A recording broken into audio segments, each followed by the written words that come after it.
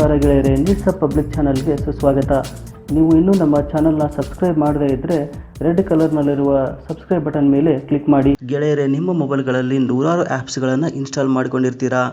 ಈ ಆ್ಯಪ್ಸ್ಗಳೇ ನಿಮ್ಮ ನಿದ್ದೆ ಕದಿಯುತ್ತಿವೆ, ಆದರೆ ಅದರ ಅರಿವು ನಿಮಗೆ ಆಗ್ತಾ ಇಲ್ಲ ಅಷ್ಟೇ. ಇತ್ತೀಚಿನ ದಿನಗಳಲ್ಲಿ ನಿದ್ದೆ ಮಾಡುವ ಸಮಯವನ್ನು ಈ ಆ್ಯಪ್ಸ್ಗಳು ಹಾಳು ಮಾಡುತ್ತಿವೆ ಅಂತೆ. ಇದಕ್ಕೆ ನಾನು ನಿಮಗೆ ಒಂದು ಎಕ್ಸಾಂಪಲ್ ಕೊಡ್ತೀನಿ. ನೀವು ಮಲಗುವ ಮುನ್ನ ನಿಮಗೆ ನಿದ್ರೆ ಬರುತ್ತಿದ್ದರೂ ನಿಮ್ಮ ವಾಟ್ಸಪ್ ನಿಮ್ಮನ್ನು ಎಚ್ಚರಗೊಳಿಸುತ್ತಿದೆ.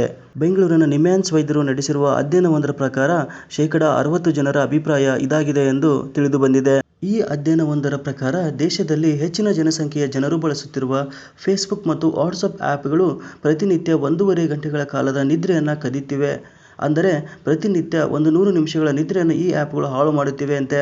ಗೆಳೆಯರೇ, ನೀವು ಮಲಗುವ ಮುನ್ನ ಈ ಆ್ಯಪ್ಗಳನ್ನು ತೆಗೆಯುವುದರಿಂದ ಸಮಯ ಕಳೆಯುತ್ತಿರುವುದಲ್ಲದೆ ನಿದ್ರೆಯನ್ನು ಮುಂದಕ್ಕೆ ಹಾಕುತ್ತಿದ್ದೀರಾ.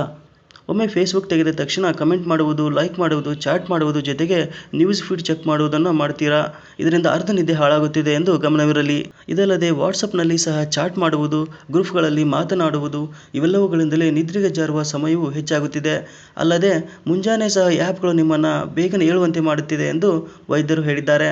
ಗೆಳೆಯರೇ, ಹೀಗೆ ನಿದ್ರೆಯ ಸಮಯ ಇಳಿಮುಖವಾಗುತ್ತಿದ್ದಂತೆ ನಿಮ್ಮ ದೈಹಿಕವಾಗಿ ಮತ್ತು ಮಾನಸಿಕವಾಗಿ ಖಿನ್ನತೆ ಹೆಚ್ಚಾಗಲಿದ್ದು ಆರೋಗ್ಯದ ಮೇಲೆ ಗಂಭೀರ ಪರಿಣಾಮವನ್ನು ಉಂಟು ಮಾಡಲಿದೆ.